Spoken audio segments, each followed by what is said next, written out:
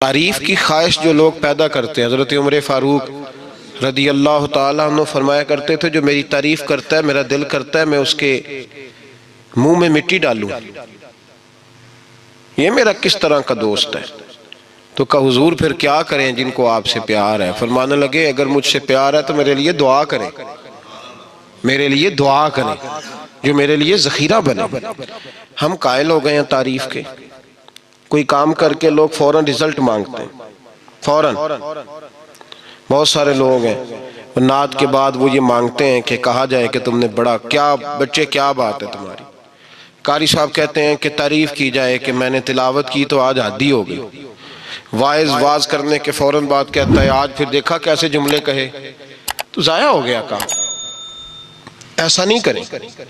جس بندے نے کہا میری تعریف کرو، جس نے کہا اس نے تو اجر مانگ لیا، تو جو اجر مانگتا ہے وہ محبوب نہیں ہوتا، وہ سوداگر ہوتا ہے، وہ پیار نہیں کر رہا، وہ تو تجارت کر رہا ہے۔ جس نے کہا میرا نام لو میری تعریف کرو تو اس نے تجارت کی ہے۔ یہ شفقت کے ساتھ کوئی بزرگ کسی کے لیے خیر کے جملے کہہ دیں تو وہ ذخیرہ آخرت بن جاتے ہیں، وہ ذخیرہ آخرت بن جاتے ہیں۔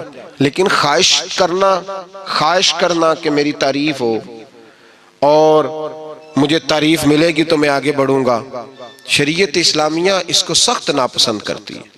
نبی پاک صلی اللہ تعالی وسلم کے غلام کہتے ہیں دل کرتا ہے مٹی ڈالیں، اور ویسے بھی تعریف اور خوشامد میں فرق ہوتا ہے۔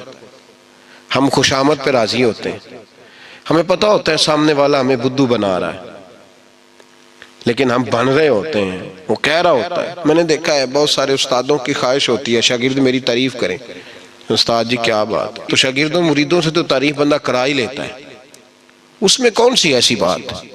مزہ تو تب ہے جب اہل خیر بات کریں، اچھے لوگ غیر جانبدار لوگ جملے، تعریف کی خواہش چھوڑ دیں، چھپ کرنے کی کریں۔ نبی پاک صلی اللہ علیہ وسلم نے فرمایا تم میں سے بہترین مسلمان ہے جو متقی زیادہ ہو، بے نیاز ہو، دنیا کے مال پر اس کی توجہ نہ ہو، اور فرمایا اس کی یہ بھی خواہش نہ ہو کہ لوگ اسے اچھا کہیں۔ دیکھیں نا انبیاء کرام علیہ السلام کو دنیا میں کتنے لوگوں نے اچھا کہا، آپ ذرا غور تو کریں۔ جو اکثریت ہوتی تھی وہ تو مخالف ہوتی تھی، زیادہ تر لوگ تو ان کے بارے میں خیر کے جملے اور ان کی ستائش نہیں کرتے تھے، لیکن اللہ کے پیغمبر پھر بھی اپنا کام کرتے جاتے تھے، پرواہ ہی نہیں کوئی کیا کہہ رہا۔ اس لیے تعریف کی خواہش چھوڑ دیں، تعریف سے باہر آئیں، تعریف نقصان دیتی ہے۔ میں نے پہلے بھی ایک دفعہ عرض کیا تھا صوفیاء میں ایک گروہ گزرا ہے، داتا علی اجویری نے اس کا ذکر کیا، اس کو کہتے ہیں ملامتی فرقہ۔ ان پر کوئی ملامت کرے تو وہ راضی ہوتے ہیں، ان کو کوئی برا کہے تو وہ خوش ہوتے ہیں۔ حضرت بایزید بسطامی رحمت اللہ تعالیٰ علیہ کی بات لکھی آپ نے، فرماتے ہیں کہ وہ ایک دن بسطام کے بازار سے گزر رہے تھے تو لوگ، رمضان کا مہینہ تھا تو لوگ اپنی دکانوں سے اٹھ کے آنے لگے، اپنا کاروبار چھوڑ کے ملنے لگے۔ تو حضرت بایزید فرماتے ہیں کہ میرے دل میں خیال آیا بادشاہ بھی آئے تو کوئی دکان نہیں چھوڑتا، کتنا میرا مقام ہے، کتنا میرا درجہ ہے کہ لوگ آ رہے ہیں۔ فرماتے ہیں شیطان نے میرے نفس کو بڑا کر دیا، میں نے رمضان کے مہینے میں ایک کھجور اٹھائی ریڑی سے اور منہ میں رکھ لی، کھائی بھی نہیں، رکھ لی۔ لوگ کہنے لگے دفع کرو یہ بھی کوئی بلی ہے، روزہ ہی نہیں رکھا ہوا۔ فرماتے ہیں لوگوں نے مجھے برا کہا، میں دنیا سے ٹوٹ گیا پر میرا اپنے رب سے رشتہ مضبوط ہو گیا، میں اس دن جا کے رویا اس کی بارگاہ میں۔ تو یہ جو ہے نا تعریف کا چکر، شیخ سعدی فرمایا کرتے تھے لکڑی کو گھن کھاتی ہے اور بڑے لوگوں کو تعریف کھا جاتی ہے۔ بڑے لوگ جو تھے نا پرانے بادشاہ، انہوں نے قصیدے پڑھنے کے لیے شاعر رکھے ہوئے تھے، چودھری، سردار، رئیس، سیٹھ، ان لوگوں کو کون سی چیز خراب کرتی ہے؟ وہ لوگ آگے گزر جاتے ہیں جو ان کو چودھری کہہ کے سلوٹ کرتے ہیں، چودھری صاحب پیچھے رہ جاتے ہیں، وہ تو بنا کے چلا گیا، اسے کام نکال کے چلا گیا۔ تو کبھی بھی زندگی میں تعریف کی خواہش پیدا نہ کریں، اور صوفی تو تعریف کراتا ہی نہیں، درویش تو تعریف کراتا ہی نہیں، وہ کہتا ہے مجھے بندوں کی تعریف سے کیا غرض، میں نے تو وہ والی تعریف کرنی ہے جو میرا رب میری کرے گا، آخرت کی طرف توجہ۔ تو تعریف پر غور نہ کریں، تعریف کی خواہش نہ کریں، لیکن ایک بات ضرور دل میں پیدا کریں، یہ ضرور سوچیں کہ اچھے بندے اور مخلص لوگ، شریف لوگ آپ کے بارے میں رائے کیا رکھتے ہیں، یہ ذہن ضرور بنائیں۔ مخلص جو آپ سے مخلص ہے، مخلص لوگ، اچھے لوگ، شریف لوگ آپ کے بارے میں کیا رائے رکھتے ہیں، اس رائے کا خیال رکھنا بھی دین کا حصہ ہے۔ حضرت عمر فاروق رضی اللہ تعالیٰ عنہ فرماتے میں کھڑا تھا، یہ بخاری شریف میں حدیث ہے، فرماتے میں کھڑا تھا نبی پاک صلی اللہ علیہ وسلم کی بارگاہ میں، تو ایک جنازہ گزرا۔ جنازہ جو اٹھانے والے تھے نا، وہ کہہ رہے تھے کہ یہ بڑا ہی اچھا انسان تھا، اس نے غریبوں کی خدمت کی، دین کی نوکری کی، لوگوں سے پیار کیا، ماں باپ، بہن بھائی، رشتہ دار، ہر ایک کے لیے اس کا رویہ اچھا تھا۔ فرماتے ہیں نبی پاک صلی اللہ علیہ وسلم نے جنازہ اٹھانے والوں کی بات سن کے فرمایا واجبت، اس پر واجب ہو گئی۔ حضرت فاروق اعظم رضی اللہ تعالیٰ عنہ فرماتے ہیں تھوڑی دیر کے بعد ایک اور جنازہ گزرا، تو جنازہ اٹھانے والے کہہ رہے تھے بڑا شریر آدمی تھا، زبان کا برا، دھوکے باز، فراڈیا، بے ایمان، مال کھانے والا لوگوں کا، لوگ یہ باتیں کر رہے تھے۔ تو نبی پاک صلی اللہ علیہ وسلم نے فرمایا واجبت، اس پر بھی واجب ہو گئی۔ حضرت عمر کہتے ہیں جنازے گزر گئے دونوں، میں نے عرض کی یا رسول اللہ صلی اللہ علیہ وسلم، جس کو لوگ اچھے جملوں سے یاد کر رہے تھے اس پر بھی واجب ہو گئی، اور جس کو لوگ برے جملوں سے یاد کر رہے تھے اس پر بھی واجب ہو گئی۔ تو محبوب نے وہاں لفظ ارشاد، یہ بخاری کے لفظ ہے، فرمایا انتم شہداء اللہ فی الارض، فرمایا عمر تم لوگ زمین پر میرے اللہ کے گواہ ہو، تم لوگ، چونکہ اشارہ حضرت عمر کی طرف ہے تو اس سے مراد نیک لوگ، اس سے مراد پرہیزگار لوگ، اچھے لوگ، انتم شہداء اللہ فی الارض، تم لوگ زمین پر اللہ کے گواہ ہو۔ فرمایا جس کو جنازہ اٹھانے والے لوگوں نے کہا کہ یہ بندہ اچھا تھا، تو میں نے کہا واجبت، اس پر جنت واجب ہو گئی، اور جس کو جنازہ اٹھانے والے لوگوں نے کہا شریر تھا، برا تھا، نالائق تھا، تکلیف دیتا تھا، چونکہ تم زمین پر اللہ کے گواہ ہو، تو میں نے کہا واجبت، اس پر جہنم واجب ہو گئی۔ اپنے مخلصین کے بارے میں ضرور یہ خیال کریں کہ ان کی آپ کے بارے میں رائے کیا ہے، رائے، اچھے لوگوں کی رائے، ہمیشہ مخلصین کی رائے۔ ایک درویش نے ایک عجیب بات لکھی ہے، ہمارے یہاں کہا جاتا ہے نا زبان خلق کو نکارہ خدا سمجھو، اس سے مراد ہر آدمی کی رائے نہیں ہوتی، بہت سارے لوگ تو حسد میں آ کے بھی باتیں کرتے ہیں، ان کی رائے یہاں مقصود نہیں، مخلصین کی، خیر والے لوگوں کی۔ اچھے کچھ لوگ تو ایسے ہوتے ہیں جن کی کسی کے بارے میں بھی رائے ٹھیک نہیں ہوتی، وہ جب بھی بات کرتے ہیں یا حسد کی بنیاد پہ کرتے ہیں یا بغض اور کینے کی، ان کی بات نہیں، لیکن باقی جو خیر والے لوگ، مثبت جو طبقہ ہے، جو اچھی سوچ کا حامل، وہ ہمیں پتہ ہوتا ہے کون سا بندہ کس طرح کا۔ ایک درویش کہتے ہیں کہ ایک دفعہ طوفان آ گیا ہماری بستی میں، تیز طوفان، تو ایک آدمی بہت بڑے درخت کے نیچے کھڑا تھا، تو ایک شخص نے اس کو کہا بھائی طوفان بڑا سخت آنے والا ہے، پتہ نہیں کیا بنے گا، گھر چلا جا۔ اس نے کہا میرا اللہ مجھے بچا لے گا۔ ایک اور بندہ دور سے دوڑا آیا، اس نے کہا بھائی تو شاید خیال نہیں کر پا رہا، طوفان آنے والا ہے، بڑا سخت، بڑا سخت، بڑا تیز طوفان آنے والا ہے، ہاں تیز طوفان آئے گا، گھر چلا جا، بچ جائے گا۔ اس نے کہا میرا اللہ بچائے گا۔ پھر ایک تیسرا شخص آیا جو اس سے پیار کرتا تھا، اس نے بھی یہی جملے کہے، کہا گھر لوٹ جا، طوفان تیز ہے، تو بچ جائے گا، ورنہ پتہ نہیں کیا بنے گا۔ تین لوگوں نے پیغام دیا، اس نے تیسرے کو بھی کہا میرا اللہ مجھے بچائے گا۔ اب وہ لوگ تو چلے گئے، اچانک طوفان تیز آیا، درخت کا ایک بہت بڑا حصہ ٹوٹا، موٹی لکڑی ٹوٹی، اس کے سر پہ لگی، بندہ انتقال کر گیا۔ لوگ بحث کرنے لگے کہ اس کا تو یقین ہی بڑا کامل تھا، اس نے تو 3 دفعہ کہا تھا میرا اللہ مجھے بچائے گا، پھر مر کیسے گیا؟ تو وہ درویش اٹھے، وہ کہنے لگے وہ جو 3 پیغام اسے ملے تھے نا گھر چلے جا، وہ رب کی طرف سے ملے تھے۔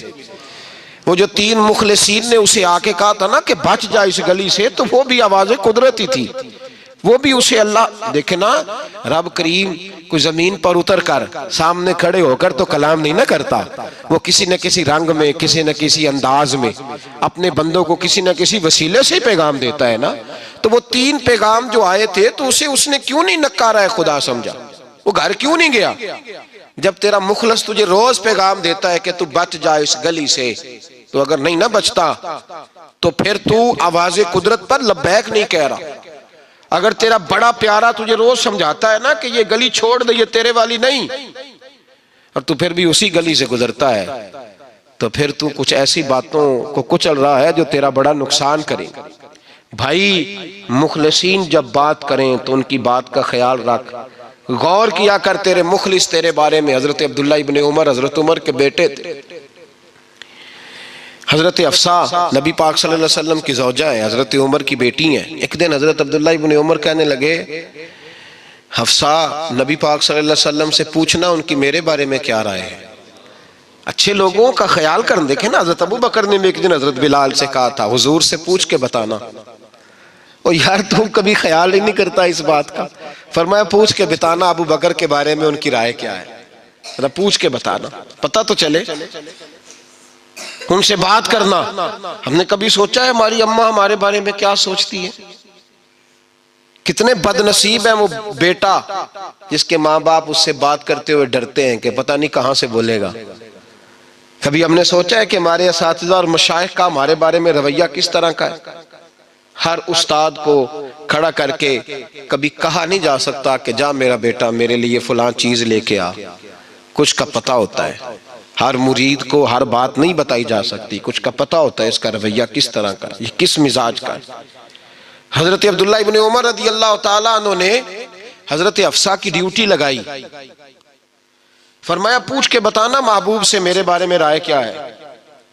نبی پاک صلی اللہ تعالی وسلم شام کو گھر آئے تو وہ بہن تھی نا، انہوں نے تو کہا جب کبھی موقع ملے تو وہ بہن تھی، انہوں نے کہا موقع کی کیا بات ہے، میرے بھائی نے کام بتایا۔ اسی دن ہی محبوب پاک علیہ السلام سے پوچھنے لگی، کہنے لگی یا رسول اللہ عبداللہ ابن عمر کے بارے میں آپ کی کیا رائے ہے؟ تو میرے محبوب علیہ السلام نے فرمایا عبداللہ لڑکا تو بڑا اچھا ہے تو رجل صالح نیک ہے، لیکن میں نے سنا ہے کہ عشاء پڑھ کے سوتا ہے اور فجر کی نماز تک سویا ہی رہتا ہے، وہ 2 نفل بھی تہجد کے نہیں پڑھتا۔ فرمایا یہ اس کی کمزوری مجھے پسند نہیں، یہ اس کا انداز مجھے بھلا نہیں لگتا، یہ خامی ہے اس کی کہ عشاء کے بعد غافلوں کی طرح بستر پہ لیٹتا ہے اور پھر فجر تک لیٹا ہی رہتا ہے، اس کو چاہیے کچھ وقت اٹھ کے رب کی عبادت بھی کرے۔ حضرت حفصہ کہتی ہے میں نے کہا کہ بھائی محبوب کہتے ہیں بندہ تو بڑا اچھا ہے پر فجر تک غافلوں کی طرح سویا رہتا ہے، رات پویتے بے دردانو نیند پیاری آوے، درد مندانو یاد سجن دی ستیاں میان جگاوے، اور ساون کی کالی راتوں میں جب بوندا باندی ہوتی ہے وہ راتوں کو اٹھ اٹھ روتے ہیں جب خلقت ساری سوتی۔ فرمایا وہ سویا رہتا ہے؟ تو حضرت عبداللہ ابن عمر کہنے لگے بہن تو گواہ ہو جا، آج کے بعد تیرے بھائی کی تہجد کبھی قضا نہیں ہوگی، میں وقت پہ پڑھا کروں گا، اس لیے کہ مجھے تو سرخ روح ہونا ہے آقا کی نگاہوں میں۔ زمانے کیا ہے کیا ناصر بھلا جانے برا جانے کی موج ہے، دنیا کیا کہتی ہے، مجھے تو حضور کی نظر میں اپنے آپ کو صحیح ثابت کرنا ہے، وہاں مجھے یاد رکھو مخلصین کا کبھی جو آپ کے مخلص لوگ ہیں ان کے اعتماد کو کبھی ٹھیس نہیں پہنچنی چاہیے۔ کچھ دروازے ایسے ہوتے ہیں جن کے بغیر گزارا نہیں ہوتا۔ رب تبارک و تعالیٰ فرماتے ہیں ان الذین آمنوا وعملوا الصالحات سیجعل لهم الرحمن ودا، فرمایا تو ایمان لانے کے بعد عمل اچھے کرنا، میں لوگوں کے دلوں میں تیری محبت پیدا کر دوں گا، تجھے تعریف کرانے کے لیے بھاگنے کی ضرورت نہیں پڑے گی، میں خود لوگوں کے دلوں میں تیرا پیار ڈال دوں گا، لوگ خود تجھ سے پیار کریں گے، لوگ خود تیری طرف کھنچے چلے آئیں گے، خود بخود لوگوں کو موڑ دوں گا۔ تو یاد رکھیں مخلصین آپ کے بارے میں کیا کہتے ہیں، اچھے لوگوں کا رویہ آپ کے بارے میں کیا ہے، لوگ آپ کے بارے میں کس طرح کے جملے کہتے ہیں، خیر والے لوگ، وہ چیزیں ہمارے لیے سرمایہ آخرت ہے۔ حضرت عبداللہ ابن سلام رضی اللہ تعالیٰ عنہ کے ایک بیٹے کی ملاقات حضرت عمر کے بیٹے سے ہو گئی، تو حضرت عبداللہ ابن سلام رضی اللہ تعالیٰ عنہ کے صاحبزادے کہنے لگے عبداللہ بن عبداللہ، وہ کہنے لگے حضرت عمر کے بیٹے سے کہ تو جہنم کے تالے کا بیٹا ہے، تو کفل جہنم کا بیٹا ہے۔ تو حضرت سیدنا عبداللہ ابن عمر جو تھے وہ ناراض ہو گئے کہ میرے باپ کو جہنم کا تالا کہا، گھر جا کر حضرت عمر کو شکایت کی کہ عبداللہ بن سلام کا بیٹا کہتا ہے تو جہنم کے تالے کا بیٹا ہے. تو حضرت عمر کہنے لگے اس کو کیا لکھ کے دے اور اپنے باپ سے سائن کرا کے دے. کہا ابا جی اس نے اتنی سخت بات کی اور آپ خوش ہو رہے ہیں. فرمایا اسے کہو لکھ کے دے. کہا جناب عجیب بات ہے. فرمایا جاؤ اور اس کے باپ سے مل کے آنا, اسے کہنا لکھ کے دے. حضرت عبداللہ بن سلام رضی اللہ تعالیٰ عنہ خدمت میں حاضر ہوئے. کہا جناب کفل جہنم والی بات کیا ہے, آپ لکھ دیں گے؟ فرمایا میں لکھ دوں گا. کہا جناب مجھے بھی حکمت سمجھائیں, جہنم کا تالا اس کی کیا مراد ہے؟ تو حضرت عبداللہ ابن سلام فرمانے لگے اس سے مراد یہ ہے کہ جب تک عمر دنیا میں رہے گا جہنم کو تالا لگا رہے گا. عمر کسی کو غلط کام کرنے نہیں دے گا کہ وہ دوزخ میں جائے. صحابہ کے بارے میں جب کوئی جملہ کہا کرتا تھا وہ کہتے تھے کہ اسے لکھو, اہل خیر کی رائے, اچھے لوگوں کی ہمارے بارے میں رائے کیا ہے ہمیں پتہ ہونا چاہیے. اچھے لوگ ہمیں پتہ ہوتا ہے شہر کے لوگ ہمارے بارے میں کیا کہتے ہیں, ہمیں پتہ ہوتا ہے کہ غریب لوگوں کی ہمارے بارے میں رائے کیا, ہمیں پتہ ہوتا ہے کہ دکھی بہن ہمیں کس طرح دیکھتی ہے, ہمیں پتہ ہوتا ہے کہ کمزور رشتہ دار ہمارے لیے کس طرح کا رویہ رکھتے ہیں, ہمیں پتہ ہوتا ہے کہ ہمارے دوست احباب ہمیں کس طرح کا جانتے ہیں. اپنے رویوں میں تبدیلی لائیں, دیکھیں کہ اچھے لوگوں کی آپ کے بارے میں رائے کیا ہے, اس رائے کو سنبھال کے رکھیں. صحابہ کرام علیہم رضوان بڑے خیر والے جملے ایک دوسرے کے بارے میں کہا کرتے تھے.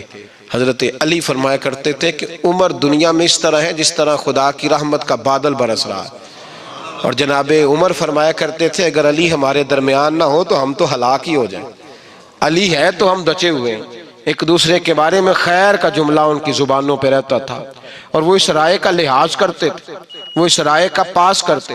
ہم لوگ بھول گئے ہیں, ہم کبھی سوچتے ہی نہیں کہ فلاں میرے بارے میں خیر کا جملہ کہتا ہے کہ نہیں, عام دنیا داروں کی بات نہیں. تو بھائی یہ دیکھیں کہ اچھے لوگ آپ کے بارے میں کیا کہتے ہیں, اس گواہی کو سنبھال کے رکھیں. وہ گواہی صبح قیامت کام آئے گی. خیر کے جملے صبح قیامت, یہ زمین پر جو لوگ ہمارے بارے میں جملے کہیں گے یہ کرامن کاتبین لکھ کے لے کر کے جائیں گے.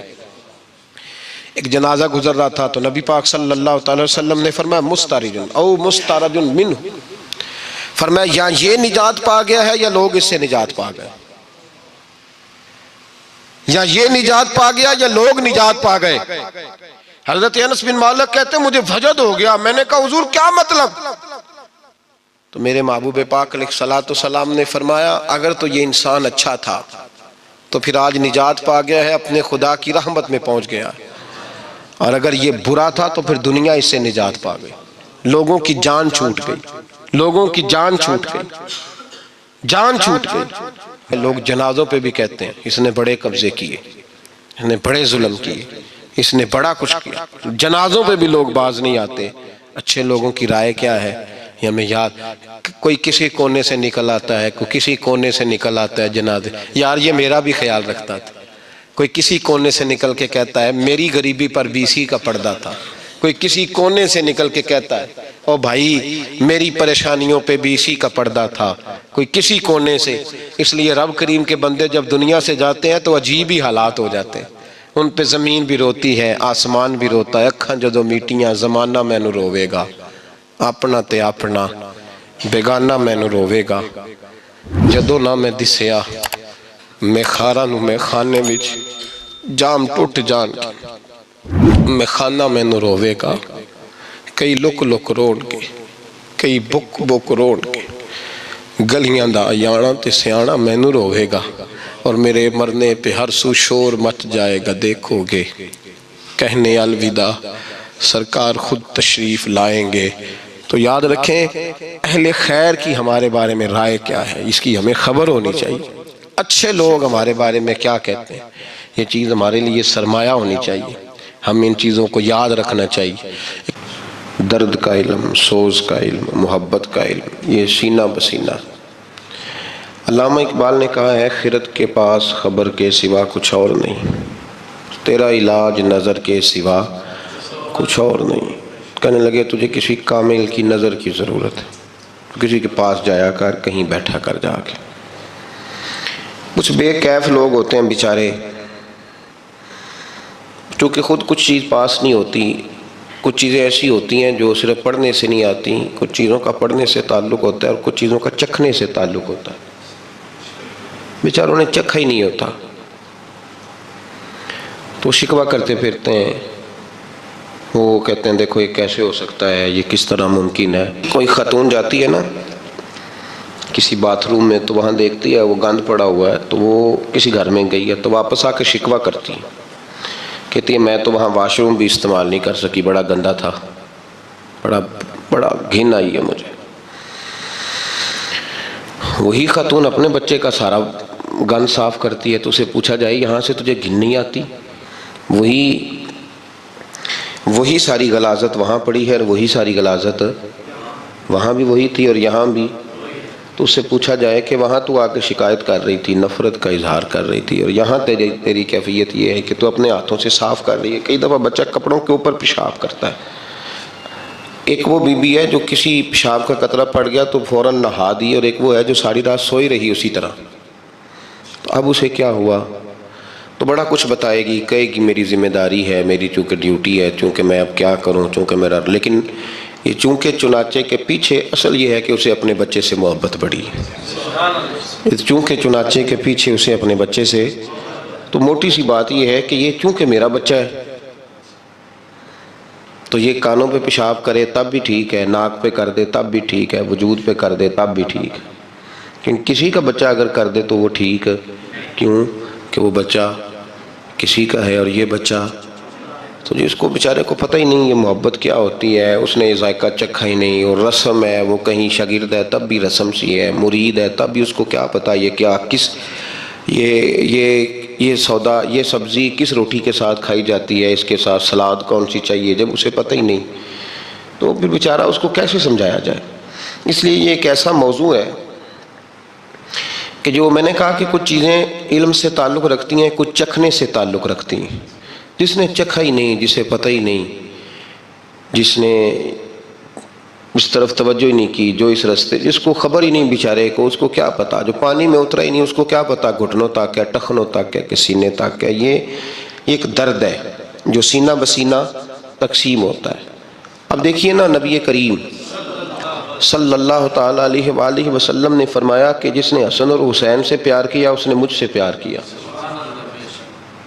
اور جس نے ان سے بغض رکھا اس نے، چلو جی ہو گئی، حدیث سن لیجیے، سبحان اللہ جی، ماشاءاللہ۔ بتائیں کبھی پیار کیا حسن اور حسین سے؟ کس طرح پیار کس طرح ہوتا ہے، کیسے پیار کریں؟ نہ دیکھا ہے، نہ ان کے پاس گئے ہیں، نہ ہاتھ چوم سکے ہیں، نہ پیر دبا سکے ہیں، نہ کوئی نظر نیاز دے سکتے ہیں، نہ کوئی خدمت، کیسے پیار کریں؟ اب لوگ یہ سمجھتے ہیں کہ محبت شاید اس کا نام ہے کہ جو سامنے آ کے بیٹھ گیا ہے اور جس نے بڑی ساری تعریف کر لی اس نے پیار کیا ہے۔ پیار کا وجود نہیں ہوتا، پیار ایک جذبہ ہے، جذبے نہ دکھائے جا سکتے ہیں اور نہ بتائے جا سکتے ہیں، نہ سنائے جا سکتے ہیں۔ کیسے کسی کو بتایا جائے کہ مجھے فلاں سے پیار ہے؟ وہ ایک جذبہ ہے، وہ ایک روح ہے، تڑپ کا کوئی رنگ ہوتا ہے۔ ملا رومی رحمۃ اللہ تعالیٰ علیہ اس طرح کی بڑی باتیں وہ کہا کرتے تھے کہ بے ذوق آدمی سے ذوق کی بات کرنا، اور جس بیچارے کو پتہ ہی نہیں، جو رستے کا مسافر ہی نہیں، اسے بات چھیڑ دینا، دلیل دینا، پیری مریدی کیا ہوتی ہے، غلامی کیا ہوتی ہے، پیار تو قریب رہ کے ہوتا ہے، اتنی دور سے کیسے ہو جاتا ہے۔ عبداللہ بن ابی سلول نے ساری زندگی پیچھے نماز پڑھی، اسے پیار کوئی نہیں ہوا۔ حضرت ویسے کرنی نے ایک نماز بھی پیچھے نہیں پڑھی، لیکن ساری زندگی ان کے عشق کی داستانیں مشہور رہی، اور آج بھی ان کی محبت کی داستانیں مشہور ہے۔ اس کا مطلب یہ ہے کہ یہ تو اللہ کی عطا ہے، پیار یہ اللہ کی عطا ہے۔ تو کوئی آ کے پوچھے جی کیسے ہو گیا، ایک شخص کہیں رہتا تھا ایک کہیں رہتا تھا، میرے نبی پاک صلی اللہ علیہ وسلم نے مور لگا دی، مور، ترغیب و ترہیب میں حدیث، مور لگا کے بات کی، اور میں دو محبت کرنے والے، ایک مشرق میں رہتا ہے دوسرا مغرب میں رہتا ہے، ایک مشرق میں انتقال کر گیا، ایک مغرب میں، اللہ قیامت میں دونوں کو اکٹھا کر دے گا۔ ختم ہو گئی بات، مور لگا دی۔ کسی مطلب بہت سارے لوگ ایسے ہوتے ہیں چونکہ ان کو پتہ ہی نہیں، تو اب میں ان کو کیسے کچھ باتیں سمجھائی جائیں، اس کو وہ بیٹھ کے اعتراض ہی کر رہے ہیں بیچارے، ابھی تک سوچ رہے ہیں کیسے ہو سکتا ہے۔ اقبال نے کہا تھا کہ عقل کو تنقید سے اور ایک بلکہ اس سے تگڑا تبصرہ اقبال کا یہ ہے، کہنے لگا بے خطر کود پڑا تھا آتش نمرود میں عشق، عقل تھی محو تماشائے لبے بام ابھی، اور کہنے لگا کہ عقل عیار ہے، بڑی چاتر ہے، بڑی شاطر ہے، عقل عیار ہے، 100 بھیس بنا لیتی، عشق بیچارہ نہ ملا ہے نہ زاہد نہ حکیم، عقل عیار اور عشق بیچارہ، عقل عیار ہے 100 بھیس بنا لیتی اور عشق، عقل عیار ہے 100 بھیس بنا لیتی اور عشق، اب وہ جو بیچارہ ہے وہ عیار ہے، اس سے بیچارہ کیا بات کرے؟ تو کئی لوگ بیچاروں سے عقل لے کے آ جاتے ہیں، تو ہم بیچارے ہیں، اگر کسی کو کسی سے ہو گیا تو بیچارہ عیار سے کیسے بات کرے گا؟ اس نے یہی کہنا ہے کہ جا پھر تم موج ہی کر۔ میں کل پڑھ رہا تھا گدھے اور گھوڑے کی بحث ہو گئی، گدھے اور گھوڑے کی بحث ہو گئی، گھوڑا کہنے لگا آسمان کا رنگ نیلا ہے، گدھا کہنے لگا کالا ہے۔ کون سا رنگ ہوتا ہے آسمان کا؟ نیلا۔ گھوڑا کہہ رہا تھا نیلا ہے، گدھا کہہ رہا تھا کالا۔ بحث ہو گئی۔ اب وہ جب دونوں اپنی بات پہ اڑ گئے تو مقدمہ شیر کے پاس چلا گیا، بادشاہ تھا جنگل کا، اس کے پاس مقدمہ لے گئے تو گھوڑا کہنے لگا بادشاہ ہمارا جھگڑا ہو گیا، فیصلہ کر دے۔ یہ کہتا ہے گدھا کہ آسمان کا رنگ کالا ہے، میں کہتا ہوں نیلا ہے، تو آپ فیصلہ کر دیں۔ تو بادشاہ سلامت کہنے لگے کہ اس طرح کرو، گھوڑے کو عمر قید کی سزا دے دو۔ تو گھوڑا کہنے لگا بادشاہ سلامت میری بات بھی صحیح ہے کہ آسمان کا رنگ نیلا ہے اور سزا بھی مجھے۔ تو اس نے کہا تجھے سزا اس بات کی نہیں کہ تیری بات ٹھیک ہے، سزا اس بات کی ہے تو نے گدھے سے بحث شروع کر دی ہے، تو گدھا ہے، تو نے گدھے سے بحث شروع کر دی، تیری سزا بنتی ہے کہ تو نے بحث کس سے چھیڑ دی؟ جی وَإِذَا خَاطَبَهُمُ الْجَاهِلُونَ قَالُوا سَلَامًا، جاہل ملے تو اسے سلام کرتے ہیں، اس سے بحث، گدھے سے بحث نے چھیڑ دی، تیری سزا ہے۔ اب وہ جو عیار ہیں گدھے، ان سے کیسے بحث کی جائے؟ انہیں کیسے یہ مسئلہ سمجھایا جائے کہ عشق بیچارہ نہ ملا ہے نہ زاہد نہ حکیم، این عشق جنہاں نو لگ جاندہ وہ سک جاندے نے وانگ کان، تو کیسے سمجھایا جائے؟ وہ تو بیچارے، وہ ان کو تجھے کیسے سبق پڑھایا جائے؟ وہ تیرے والا ہے ہی نہیں۔ میرے نبی پاک صلی اللہ علیہ وسلم نے ایک دن صحابہ کے بیچ بیٹھ کے فرمایا تھا مجھ سے پیار کرنے والے تو تمہارے بعد آئیں گے۔ کہ یا رسول اللہ ہمارے بعد؟ فرمایا تم تو سارا کچھ دیکھ داکھ کے محبت کر رہے ہو، وہ بن دیکھے مجھ سے پیار کریں گے۔ یہ کیفیات ہیں، یہ بزرگوں کے وسیلے۔ پیار کتابوں سے نہیں ملتا، پیار اللہ والوں سے ملتا ہے۔ پوری بزم میں دیکھیں نا، کئی دفعہ گھر میں کوئی ایک بندہ رو رہا ہو تو باقیوں کو بھی رلا دیتا ہے، اور رو پڑا ہے نا، باقی بھی رو پڑتے ہیں، تو اس کا مطلب ہے درد سینوں سے ملتا ہے۔ نہ تیغ و تیر میں، نہ لشکر و سپاہ میں، جو بات مرد کلندر کی بارگاہ میں، درد سینوں سے ملتا ہے۔ سینہ بسینہ، یہ جو سینہ بسینہ لوگ تھے نا، یہ درد بانٹ کے گئے دنیا میں، انہوں نے بڑا درد بانٹا، ان کے سینوں میں درد تھا، وہ بٹتا رہا، یہ کڑتے رہے، اور ان کے کڑنے سے کوئی اور کڑتے رہے، یہ روتے رہے تو ان کو دیکھ کر بڑی دنیا روئی۔ علامہ اقبال نے ان لوگوں کی تعریف کی، اقبال کہنے لگے وہی ہے تیرے زمانے کا امام برحق، جو تجھے حاضر و موجود سے بیزار کرے اور موت کی شکل میں دکھلا کے تجھے جلوہ یار، زندگی تیرے لیے اور بھی دشوار کرے۔ وہ ہے تیرے زمانے کا امام۔ اقبال نے حضرت مجدد الفسانی کی تعریف کی تو کہنے لگے حاضر ہوا میں شیخ مجدد کی لحد پر کہ وہ لحد ہے زیر زمین مطلع انوار، اللہ نے کیا جس کو بر وقت خبردار، اور گردن نہ جھکی جس کی جہانگیر کے آگے، اللہ نے بر وقت کیا جس کو خبردار۔ میرے بھائی حضرت مجدد الفسانی رحمۃ اللہ تعالیٰ علیہ کی تعریف کی تو کہا کہ ان کے نقوش پا سے لوگوں کے سینے گرم ہو گئے۔ تو میرے بھائی اس بات کا ضرور خیال فرمائیں، یاد رکھیں، سینوں سے درد ملتا ہے، اس درد کو حاصل کرنے کی کوشش کریں، اس کیفیت کو، یہ سینوں سے ملتا ہے۔ اعظم چشتی مرحوم نے بھی کہا تھا طیبہ سے منگائی جاتی ہے، سینوں میں رچائی جاتی ہے، توحید کی میں پیالوں سے نہیں نظروں سے پلائی جاتی ہے۔ تو یہ جو اہل اللہ ہوتے ہیں نا، اللہ کے بندے، درد بانٹتے ہیں، سوز ملتا ہے ان کے پاس۔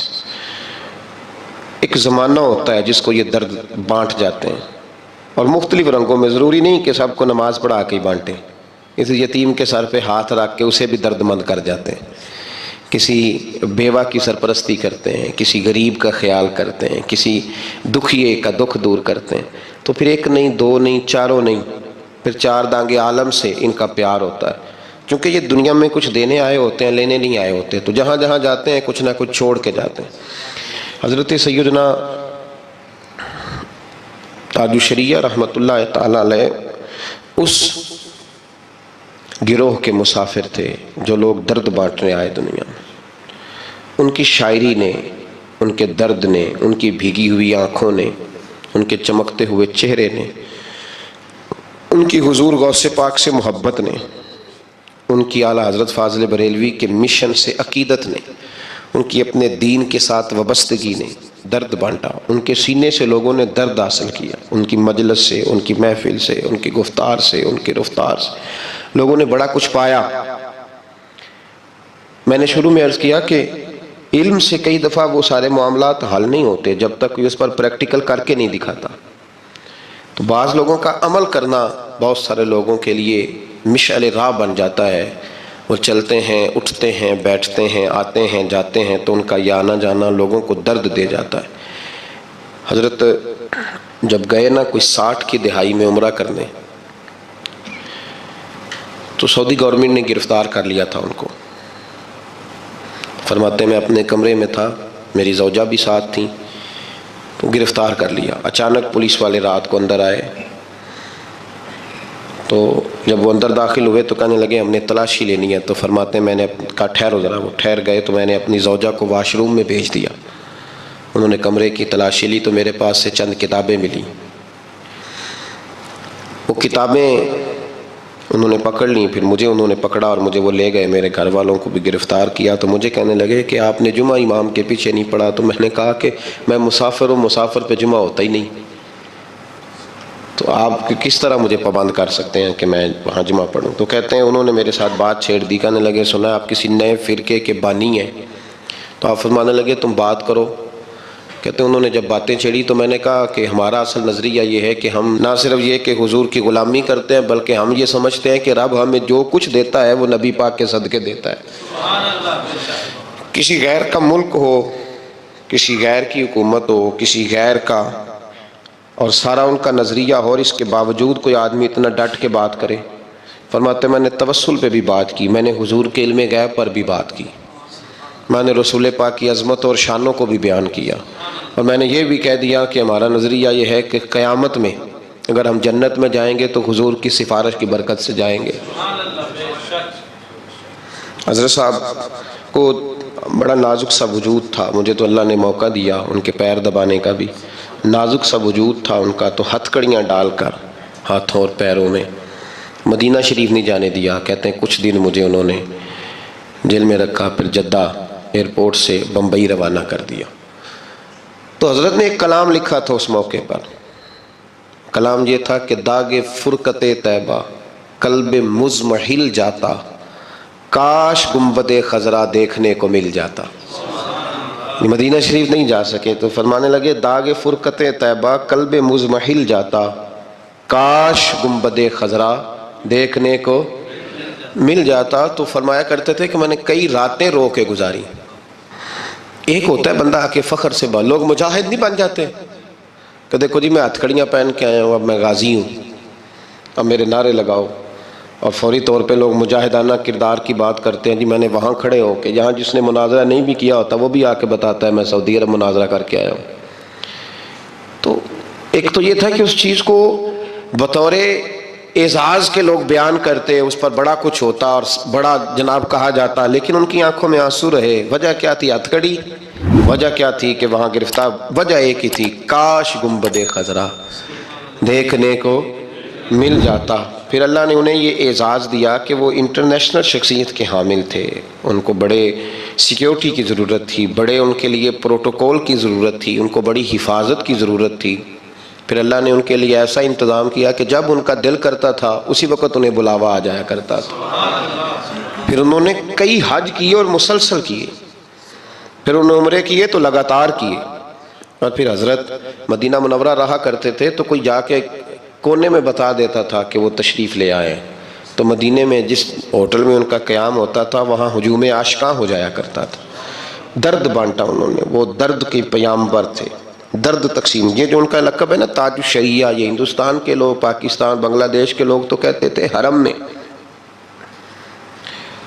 مکہ میں ایک سید محمد بن علوی مالکی نام کے بزرگ تھے، وہ حضرت صاحب کو تاج الشریعہ اور امام العلماء کہا کرتے تھے۔ فرماتے تھے جس شخص کے پاس بیٹھ کے ہمیں کیف حاصل ہوتا ہے وہ یہ شخص ہے۔ میرے بھائی، بہت سارے لوگ بڑا کچھ لے جاتے ہیں، بڑا کچھ لے جاتے ہیں۔ اب تو خیر کام آسان ہو گیا ہے، اب تو بڑا عجیب انداز ہے۔ میں ایک شخص نے مجھے کہا کہ یہ دیکھیے، یہ میرے پیر صاحب اور استاد صاحب ہیں، تو یہ ویڈیو بنی ہوئی ہے، وہ میرے ہاتھ چوم رہے ہیں۔ نہیں، پیر صاحب مرید کے، تو اس نے وہ ویڈیو بنائی ہوئی ہے اور لگائی ہوئی ہے۔ تو میں نے کہا کہ بالکل صحیح ہے، تو ان کو غلطی لگ گئی، تیرا مرید ہونا چاہیے تھا، تو الٹ ہو گیا کام۔ دماغ نہیں نا لوگوں کا کام، تصویریں بنائی ہوئی ہیں اور اس طرح کیوں کہتے ہیں میرے بغیر روٹی نہیں کھاتے میں۔ بھائی اس سے باہر آ جائیں، یہ کیفیت نہیں ہے۔ دیکھیں نا، اس کے ساتھ نسبت ہو جانا بھی بہت ہی کافی ہے۔ مظفر وارثی کا وہ فقرہ مجھے بڑا ہی پسند ہے، اس نے کہا تھا ان کا دیوانہ ہوں، ان کا یہ نہیں کہا کہ ان کی شفقت ہے، ان کی مہربانی ہے، ان کی توجہ ہے، ان کی، یہ نہیں فرمایا، کہا میں ان کا دیوانہ ہوں، ان کا بردار، پھر سمجھنا بات کو، ان کا دیوانہ ہوں، ان کا مجذوب ہوں، تو کیا یہ کم ہے کہ میں ان سے منسوب ہوں؟ کہنے لگا اتنا تھوڑا ہے کہ لوگ کہتے ہیں یہ اس کا دیوانہ ہے۔ اچھا، یہاں یہ فکرہ نہیں کہا گیا کہ ان کی بھی بڑی شفقت ہے جی، ان کی بھی بڑی مہربانی ہے جی، اصل ان کی نا نا نا نا، میں ان کا دیوانہ اور ان کا مجذوب ہوں، کیا یہ کم ہے کہ میں ان سے منسوب ہوں؟ سرحد حشر تک جاؤں گا بے دھڑک، مجھ کو اتنا تو زیادہ سفر مل گیا۔ تو تیرا دیوانہ ہونا ضروری ہے، تیرا دروازہ کھول کے رکھنا ضروری ہے، باقی وہ آئے نہ آئے یہ اس کی مرضی ہے۔ تیرا گھر سجا کے رکھنا ضروری ہے، باقی اس کی توجہ ہو نہ ہو یہ بات علیحدہ ہے۔ لیکن نا فقیر کا کام ہے کس آگے کرنا، آگے دینے والے کی مہربانی ہے، وہ دے دے تب بھی ٹھیک ہے، دھتکار دے تب بھی ٹھیک۔ تو بزرگوں سے کیف لینے کی کوشش کریں، ان سے، ان کی خدمت عالی مرتبت میں جب جائیں تو وہ جو درد ہے نا ان کے سینے کا، ہم ڈھلتے نہیں حالات کے ساتھ، اپنے بزرگوں کی توجہات کے ساتھ، وہ ڈھلنے کی کوشش کریں۔ اگر تم منشا ہی نہیں سمجھ سکا ساری زندگی، بعد میں تو دعویٰ کرے کہ میں 25 سال ساتھ رہا، تو پھر بھائی ابو جال بھی بڑا عرصہ اسی محلے میں رہا تھا، لیکن ساتھ رہنا شرط نہیں، ساتھ رہنا رضا میں رہنا شرط ہے۔ تو بتا رضا میں کتنی دیر رہا ہے؟ ساتھ رہنے کا کیا مطلب ہوا؟ رضا کے تابع کتنا عرصہ رہا؟ تو یہ درد بانٹنے والے لوگوں کی ایک پورا تسلسل ہے، اس درد میں اپنے سفر کو جاری کریں، اس کیفیت کی طرف ان لوگوں کی اتباع میں اس سفر کو حاصل کرنے کی کوشش کریں کہ حضور کوئی حکم کرتے ہیں تو ہر بندہ پہل کرتا ہے، جلدی کرتا ہے حکم ماننے، تیزی دکھاتا ہے۔ اور تیسرا میں نے یہ دیکھا ہے جب حضور گفتگو کرتے ہیں تو ان پر اس طرح کا روب طاری ہوتا ہے کہ وہ تو نظر بھر کے حضور کا چہرہ بھی نہیں دیکھتے۔ کہنے لگا یہ کیفیات میں ان لوگوں کے دیکھ کے آیا ہوں جو اپنے حبیب سے اتنی محبت کرتے ہیں، وہ کبھی بھی حضور کے دین کا جھنڈا نیچے نہیں آنے دیں گے، وہ کبھی بھی کسی کفر کی نفاق کی سازش کو آگے نہیں بڑھنے دیں گے۔ تو کافر تو کل بھی اس بات کا اظہار کر رہا تھا کہ ہمیں جو ڈر لگتا ہے مسلمانوں سے، وہ اس بات سے لگتا ہے یہ اپنے نبی کے ساتھ بڑے جڑے ہوئے، ان کا رشتہ حضور کے ساتھ بڑا مضبوط، اور امت سوال جواب کر رہی ہے۔ امت ترازو لے کے بیٹھی ہے کہ اتنا علم تھا معاذ اللہ اور اتنا نہیں تھا، یہ کر سکتے تھے اور یہ نہیں کر سکتے، ان کو یہ کہنا چاہیے اور یہ نہیں کہنا چاہیے۔ تو یہ تو ہمارے بزرگ پرانا فیصلہ کر گئے، وہ کہتے ہیں بعد از خدا بزرگ توئی قصہ مختصر، اور حضور رب کے بعد سب سے بڑے ہیں، یہی مختصر قصہ ہے۔ تو حضور سید عالم کے ساتھ جو قلبی وابستگی ہے، نبی کریم علیہ السلام نا مدینہ شریف میں جب ہجرت کر کے تشریف لے گئے تھے تو حضرت ابو ایوب انصاری رضی اللہ تعالیٰ عنہ کے گھر میں حضور نے قیام فرمایا تھا۔ ہمارے پاس بہت ساری چیزیں ایسی ہوتی ہیں جن کی طلب بڑی ہوتی ہے، لیکن جب وہ حاصل ہو جاتی ہیں پھر ان کی طلب نہیں رہتی۔ ایک چیز آپ کے پاس ہمیشہ رہنے لگ جاتی ہے، پھر اس کے ادب اداب زیادہ نہیں رہتے. یہ ایک مزاج ہے. عام آدمی، چلے میں اپنی بات بتاتا ہوں آپ کو. عام آدمی جو ہوتا ہے نا، وہ قرآن شریف کے غلاف کو بھی چومتا ہے، پھر قرآن پاک کو بھی چومتا ہے، پھر وہ بڑے احترام سے کھول کے رکھتا ہے. لیکن ہمارے مدارس میں جو حافظ ہوتے ہیں وہ نہیں زیادہ چومتے، ان کے پاس رہتا ہے نا ہر وقت، وہ لا کے رکھتے، ادب کرتے ہیں، کوئی بے ادبی نہیں کرتے، اللہ معاف کرے. لیکن جس طرح سے عام آدمی اس کو بار بار چومتا ہے یا ذوق کا اظہار کرتا ہے، دیکھیں حافظ بیچ بیچ میں سے ناراض ہونے لگ گیا مجھ سے. آپ ناراض نہ ہوں، لیکن چلو بات کر تو لینے دو نا، جو ٹھیک ہے وہ کر تو لینے دو. یہ ہوتا ہے بعض اوقات، جو چیز بالکل قریب آ جاتی ہے نا، یعنی ایک چیز آپ کا مقصود ہے اور اگر وہ مقصود مل گیا تو، وہ جو درویش نے کہا تھا نا کہ یہی بہتر ہے کہ پردوں میں وہ پردہ پوش رہے، اس کی بھی بڑی حکمتیں ہوتی ہیں. اس لیے کہ جو تڑپ، ملنے کی تڑپ کی جو لذت ہے وہ کئی دفعہ وصال کی لذت نہیں ہوتی. تو یہی بہتر ہے کہ پردوں میں وہ پردہ پوش رہے، اور وہ اگر پردے ہٹا دے تو پھر کسے ہوش رہے. جب آپ کو وہ چیز میسر آ جاتی ہے تو پھر اس کی قدر. اسی لیے حضرت عمر فاروق رضی اللہ تعالیٰ عنہ کا یہ طریقہ تھا کہ جب لوگ حج کر لیتے تھے نا تو فرماتے تھے حج ہو گیا، اب اپنے اپنے گھر جاؤ، زیادہ دیر نہ رہو حرم شریف میں، زیادہ دیر رہو گے تو قدر نہیں کرو، اب جاؤ. بڑی دلچسپ ہوتی ہیں بے ترتیب ملاقاتیں. کبھی کبھی ملنے میں ذوق زیادہ ہوتا ہے، لطف زیادہ ہوتا ہے، طمانینت زیادہ ہوتی ہے. حضرت ابو ایوب انصاری کہتے ہیں مجھے مقصود مل گیا، کرم ہو گیا، میں منتظر تھی، میری روح میری نظر کے حضور میرے گھر تشریف لائیں، حضور آ گئے، کرم ہو گیا، رحمت ہو گئی. اب ایسا نہیں ہے کہ ان لوگوں کو مقصود مل گیا ہے تو بس بات ختم ہو گئی. اب وہ سمجھ گئے کہ میرے تو گھر آ گئے تو میرے لیے تو ساری بات ہی کھل گئی ہے. ان کی ادبی معرفت کا یہ عالم تھا اور نبی پاک کے ساتھ ان کی وابستگی کا یہ حال تھا کہ کہتے ہیں میں نے نا، میرے گھر کی 2 منزلیں تھیں، میں نے نچلی والی منزل حضور کے لیے چھوڑ دی تاکہ نبی کریم صلی اللہ تعالیٰ علیہ وسلم کے زیارت کے لیے لوگوں نے آنے جانا ہے تو لوگوں کے لیے آسانی رہے. فرماتے ہیں نیچے حضور آرام فرما ہیں اور میں اوپر والی منزل پہ تھا، جا کے چارپائی پہ لیٹ گیا. یہ مسلم شریف میں آپ کو ملے گا، اس کی اصل ملے گی آپ کو.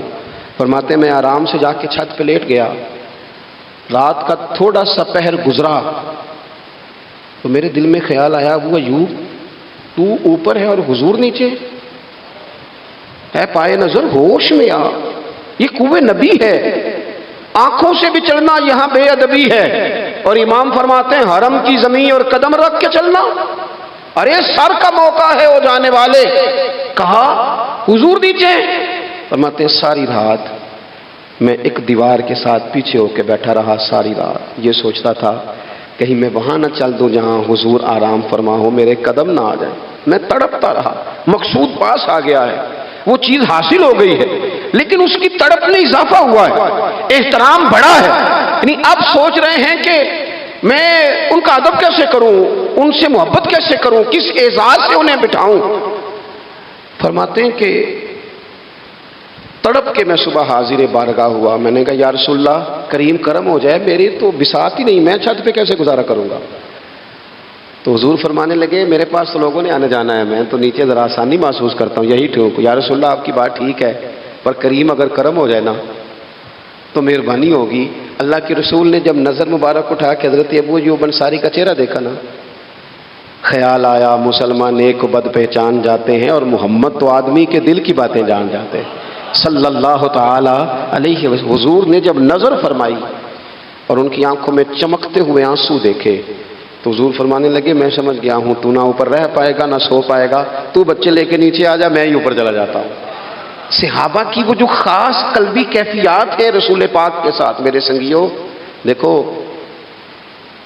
میلاد شریف کا جو جھنڈا ہے وہ بھی میلاد شریف کا ہی ہے، وہ میلاد کا جھنڈا. ایسا نہ ہو کہ میلاد کا جھنڈا کسی گلی میں پڑا ہوا نظر آئے، میلاد پہ چھپنے والا اشتہار پوسٹر کسی جگہ گرا ہوا نظر آئے. یہ جو لنگر شریف ہے نا، تبرک کے چاول، یہ حضور کے میلاد سے وابستہ ہے، یہ گلیوں میں بکھرے ہوئے نظر نہ آئے. اس طرح کی کیفیات نہ ہو کہ محسوس ہو کہ جناب یہ تو احترام والے لوگ ہیں، یہ لوگ تو حضور کی محبت کی بات کرتے ہیں. محبوب کی نسبتوں کا احترام بھی محبت ہی کا ایک پہلو ہوتا ہے، خاص بارفتگی نبی پاک کی ذات کے ساتھ خاص. اور پھر ان لوگوں نے نا ان چیزوں کو بھی چھیڑا جن کی شریعت میں گنجائش تھی۔ شریعت کے دو حکم ہیں، ایک عزیمت ہے، ایک رخصت ہے۔ دیکھو جس کو حضور سے پیار ہوگا نا اسے نبی پاک کے صحابہ سے بھی پیار ہوگا، اور جسے حضور سے محبت ہے اسے اولاد رسول سے بھی محبت ہے، اور جسے حضور سے محبت ہے اسے امت رسول سے بھی محبت ہے۔ میں اور آپ بڑے آرام سے اپنے اپنے گھروں میں بیٹھے ہیں، لیکن 2 مہینے ہونے کو ہیں سیلاب والے اپنی بیٹیاں لے کے جھونپڑیوں میں بیٹھے ہیں، سڑکوں میں۔ 4 دن خبریں زیادہ تھیں اخبارات میں، تو ہمیں بھی تھوڑا احساس زیادہ تھا، کیونکہ اب خبریں مدھم ہو گئی ہیں تو ہماری طبیعتیں بھی مدھم ہو گئی ہیں۔ ہم تو چلتے ہیں کہ آج کل ٹرینڈ کیا ہے، وائرل کیا چیز ہے، اس کے مطابق ہم بھی اپنا ٹرینڈ چینج کر لیتے ہیں۔ میں مسافر ہوں، بڑے سفر کرتا ہوں روز، تو بہت سارے لوگ محبت سے کہتے ہیں آج ہمارے ہاں رہ جائیں، تو میں ان سے کہتا ہوں یار جو نیند اپنے بیڈ پہ آتی ہے وہ کسی اور جگہ نہیں آتی، گھر ہی جانے دو، گھر ہی بندہ آرام سے سکون سے سو سکتا ہے۔ کسی کا بڑا بہترین گھر بھی ہو تو جب کسی کے گھر نیند نہیں آتی، بچے نہیں سوتے، اپنے گھر جانا ہے، تو مجھے بتاؤ جو بیچارے جھونپڑیوں میں آ کے بیٹھ گئے ان کے لیے کتنی مشکل بات ہے، خیموں میں بیٹھے۔ لیکن کیا کریں، اس وقت جتنی سیاسی جماعتیں ہیں نا ملک میں، سب حکومت میں، کسی کی پنجاب میں حکومت ہے، کسی کی مرکز میں ہے، کسی کی کہیں ہے۔ چاہیے تھا نا یہ سارے وسائل استعمال کرتے اور ان لوگوں کی خدمت میں پہنچتے۔ ہمیں اپنے دل کشادہ کرنے چاہیے حضور کی امت کے لیے۔ میلاد شریف کی جہاں جہاں بھی محفل ہو نا، کوشش کریں غربا کو بٹھا کے اچھے طریقے سے روٹی کھلائی جائے، ان کا اکرام کیا جائے، اس لیے کہ یہ نبی پاک کی امت ہے، ان سے پیار کیا جائے۔ اور دیکھو حضور سے پیار ہے تو امت سے پیار ہے، تو پھر ہمیں حضور کی شریعت سے بھی پیار ہونا چاہیے نا۔ ہمیں ہر جگہ مقدم کرنا چاہیے دین کو۔ اگر کل 10ویں 40ویں جنازے پہ ہم دین کی بات کرتے ہیں تو پھر ہمیں نکاح، ولیمے اور عقیقے والے دن بھی دین کی بات ہی کرنی چاہیے، وہاں بھی ہمیں ترجیح دین ہی کو دینی چاہیے۔ یہ کیا بات ہوئی کہ جب غم آئے تو رخ اللہ رسول کی طرف ہو گیا، اور جب خوشیاں ملی تو پھر سارے شیطانی کام شروع کر دیے۔ یہ حضرت بابا فرید الدین مسعود گنج شکر کا وطن ہے، یہاں سے نا خوشبوئیں پھیلی ہیں پوری دنیا میں رسول اللہ کے دین کی، یہاں سے لوگوں نے فیض پایا ہے۔ اور سنگیو یہاں آ کے وقت گزارنے والے محبوب الہی بن جایا کرتے ہیں۔ آپ محسوس کریں کہ یہ دھرتی کتنی کو زرخیز ہوگی، یا رنگ کتنا کو بڑا ہوگا۔ حضرت بابا صاحب رحمۃ اللہ علیہ کا خواجہ نظام صاحب کے ساتھ ایک خط ہے، جب انہوں نے کہا نا حضور ملنے کو بڑا دل چاہتا ہے، تڑپتا ہوں، تو بابا صاحب نے جواب میں لکھا تھا کہ نظام، فرید کا دل تجھ سے زیادہ تجھے ملنے کو کرتا ہے، لیکن اگر میں چل کے تیرے پاس آؤں گا تو یہاں دینی خدمت کا نقصان ہوگا، اور اگر تو چل کے آئے گا تو جو ڈیوٹیاں تو کر رہا ہے وہاں دینی معاملات کا نقصان ہوگا۔ فرمانے لگے تو وہاں بیٹھ کے رسول اللہ کے دین کی نوکری کر، میں یہاں بیٹھ کے کرتا ہوں، اللہ جنت میں دونوں کی ملاقات کرا دے گا۔ آپ خصوصیات دیکھتے ہیں ہمارے بزرگوں کے نظریات کیا ہیں، وہ لوگ قائل ہیں خدمات کے، وہ خدمات کے قائل، اس لیے اپنی زندگی کے اندر ہمیں نصب العین بنانا چاہیے۔ آج اس جگہ بیٹھ کر حضور کی محفل پاک سجا کر ہمیں اس بات کا تہیہ کرنا چاہیے کہ ہم حضور سے بھی پیار کرتے ہیں، حضور کی امت سے بھی پیار کرتے ہیں، صحابہ سے بھی پیار کرتے ہیں، اولاد رسول سے بھی پیار کرتے ہیں، نبی پاک پر آنے والی کتاب سے بھی پیار کرتے ہیں۔ نظر کرم خدا